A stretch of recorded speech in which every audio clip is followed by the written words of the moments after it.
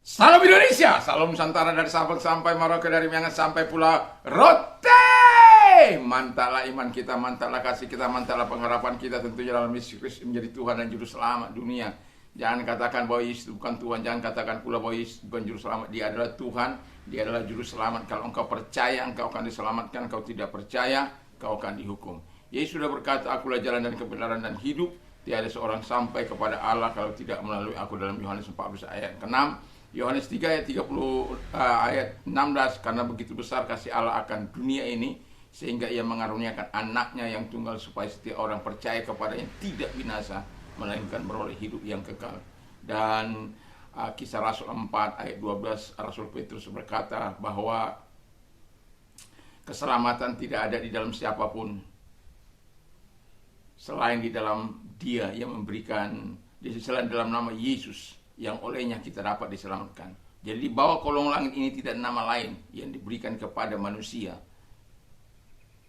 Pada manusia, siapapun itu, selain di dalam Dia Yesus. Jadi pilih yang terbaik, Tuhan memberkatimu. Puji nama Tuhan.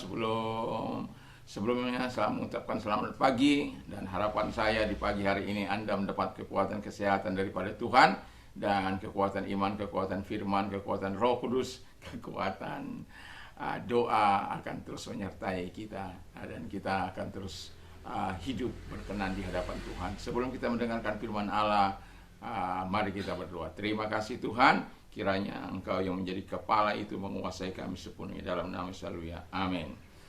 Puji nama Tuhan. Saya akan membaca Kolose 3 ayat 17, 18, 19. Ia ada terlebih dahulu dari segala sesuatu, dan segala sesuatu adalah Dia. Ia kepala tubuh, yaitu jemaat. Ialah yang sulung yang pertama bangkit dari antara orang mati, sehingga ia lebih utama dari segala sesuatu. Karena seluruh kepenuhan Allah berkenan diam di dalam Dia. Wow, mantap. Jadi tema kita adalah Kristus adalah kepala jemaat. Jadi kalau Dia kepala, ya Dia harus mendapatkan tempat di hati kita, di rencana kita, dalam perkataan kita, dalam perbuatan kita, dalam tingkah laku kita. Karena apa? Dia kepala, Dia menuntun. Kalau Yesus yang menjadi kepala, Dia akan memerintah atas hidup kita. Nah, yang mau saya katakan adalah bahwa ketika Kristus menjadi kepala, mengapa Dia menjadi kepala? Ya, tentu ada alasan mengapa Dia menjadi kepala. Yang pertama kata Alkitab, Kristus adalah Tuhan. Jadi Kristus itu adalah Tuhan. Dalam Yohanes 13 dikatakan di sana dengan jelas, "You call me teacher and Lord, you say well, and for so I am." Jadi kamu manggil aku guru dan Tuhan. Perkataanmu tepat, perkataan itu benar, ya, karena akulah guru dan Tuhan. Jadi banyak orang berkata, tunjukkanlah ayat di mana ada Yesus berkata akulah Tuhan. Lalu kemudian mana kata, mereka bilang, mana kata Tuhan, sembahlah aku. Dia pikir Tuhan mencari penyembahannya. Tanpa Tuhan, tanpa kau sembah pun dia adalah Tuhan. Tanpa saya sembah pun Dia adalah Tuhan. Bukan karena saya sembah, lalu karena Anda sembah, lalu Dia Tuhan. Enggak, kita sembah pun, seluruh manusia di muka bumi ini gak menyembah Dia, gak ada masalah, Dia tetap Tuhan. Jadi jangan cari gara-gara dengan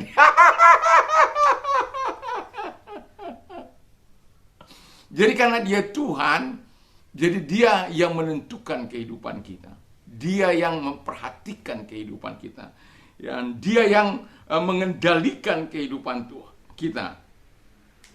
Jadi biarlah kita tetap menyadari bahwa Kristus itu adalah Tuhan, dan kita menyerahkan hidup ini untuk dipimpin, dibimbing, diarahkan, karena Tuhan tidak akan pernah menyesatkan kita, menghancurkan kita, merugikan kita, membawa kita kepada bencana. Tapi Tuhan yang ahli dalam strategi, yang ahli dalam menyelamatkan kita dari tangan-tangan si jahil atau tangan-tangan si jahat yang dipakai oleh setan.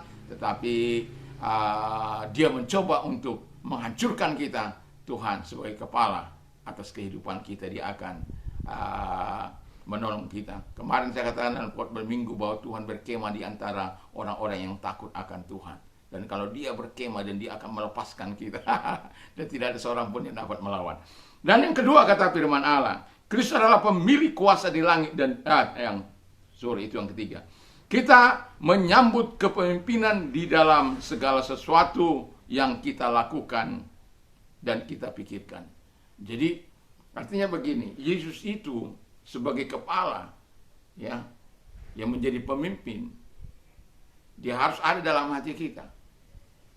Banyak kali Yesus menjadi kepala, tapi Yesus itu di luar. Coba kepala kita di tempat yang lain, kan aneh, orang akan ketakutan. Tapi kadang-kala banyak manusia, banyak orang percaya membiarkan Yesus di sana, tidak memasukkan bertata di dalam lubuk hatinya, bertata di crown of heart-nya. Sit in the throne, crown itu mahkota, in the throne of our heart.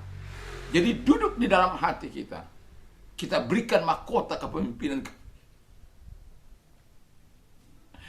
Haleluya, puji Tuhan. Jadi jangan rencana kita di luar dari kehendak Allah, jangan pikiran kita di luar kehendak Allah, jangan tindakan-tindakan kita di luar kehendak Allah, jangan perkataan-perkataan kita di luar dari kehendak Allah, jangan satu pun hal di mana Tuhan yang menjadi pemimpin kehidupan itu kita melakukan bersebelahan dengan Dia.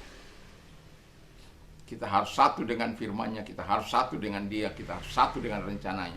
Dan rencana Tuhan itu adalah rencana damai sejahtera, rencana kebaikan, rencana kemurahan. Dan yang ketiga kata firman Allah, Kristus adalah pemilik kuasa di langit dan di bumi. Artinya begini, ketika Dia menjadi pemilik kuasa di langit dan di bumi, kita sebagai orang yang percaya kepadanya, dan termasuk kita ini ada di bumi, nantinya dari bumi ini kita pindah ke surga, ya. Dia yang tetap berkuasa di langit, di bumi, di surga, ya. Kadang-kadang langit dan bumi agak ada sedikit perbedaan, tetapi kalau dalam bahasa Inggrisnya itu hampir heaven, ya. Jadi yang mau saya katakan adalah di mana kita, Tuhan menjadi penguasa dalam hidup kita, menjadi raja atas hidup kita, lalu kemudian Dia memberikan kuasa itu kepada kita. Karena sang pemilik kekuasaan itu yang menjadi kepala, menjadi pemimpin kita, Dia dengan rela memberikan kuasa itu kepada gerejanya. Itu sebabnya dikatakan dengan jelas, supaya setiap orang yang percaya kepadanya pergi, ya. Pergi kemana? Pergi memberitakan Injil. Karena saya baca dulu satu ayat dalam Matius 28, 3 ayat lah. Yesus mendekati mereka dan berkata, kepadaku telah diberikan segala kuasa di sorga dan di bumi. Karena itu pergilah, jadikanlah semua bangsa muridku, dan baptislah mereka dalam nama Bapa dan Anak dan Roh Kudus, dan ajarlah mereka melakukan segala sesuatu yang telah kuperintahkan kepadamu, dan ketahuilah aku akan menyertai senantiasa sampai pada akhir zaman. Wow. Jadi Tuhan itu menyertai kita sampai kepada kesudahan. Jadi kuasa itu diberikan bagi kita untuk pergi memberitakan Injil, dan kuasa itu juga diberikan kepada kita untuk mengusir setan-setan dalam namanya, melenyapkan segala sakit penyakit. Dan kuasa yang dimiliki itu diberikan bagi gereja, diberikan bagi kita. Itu sebabnya saya terus berdoa buat kasih karunia Tuhan, buat karunia-karunia Tuhan untuk bekerja, buah-buah rohnya bekerja, dan karunia-karunia yang tidak menetap itu bekerja, 7 karunia yang tidak menetap itu bekerja di dalam kehidupan setiap orang yang percaya. Karena dengan demikian kita akan menikmati segala yang baik, menikmati segala yang indah, dan bukan hanya kita, karena itulah sebabnya dikatakan supaya orang lain juga menikmati. Dan kita akan dikatakan Alkitab bahwa ketika kita sudah menerima keselamatan, ketika kita sudah menerima Yesus, ketika kita sudah menerima otoritas, supaya dibagikan juga kepada orang-orang lain. Itu sebabnya dikatakan pergilah dan baptislah semua orang di dalam nama Yesus, dalam Bapa, Anak dan Roh Kudus. Dan yang tidak kalah penting, bukan hanya kita bawa kepada Yesus, tetapi diajar untuk melakukan apa yang benar, apa yang dikehendaki oleh Tuhan, untuk hidup dalam ketaatan. Wow. Dan ketahuilah aku menyertai engkau sampai kepada kekhususan zaman. Seringkali orang tidak hidup dalam apa yang dikehendaki oleh Tuhan. Dan saya mau katakan kepada kita, dia sebagai kepala jemaatnya, sebagai kepala kehidupan kita orang-orang percaya, biarkan Allah itu menjadi penolong, biarkan Allah itu menjadi raja, menjadi Tuhan di dalam kehidupan kita, yang mengambil tempat sebesar-besarnya atas hidup kita. Biar bisa kita berkata seperti Paulus berkata, hidupku bukannya aku lagi, tetapi Kristus yang hidup di dalam aku. Dan hidupku yang kuhidupi sekarang itu bukanlah hidup di dalam daging. Yang hidupku yang kuhidupi sekarang dalam daging adalah hidup oleh iman kepada Yesus Kristus yang mengasihi dan mencintai kita. Wow. Jadi biarkan kita terus membiarkan Yesus menjadi kepala dalam kehidupan kita. Mari kita tunduk kepala dan kita berdoa.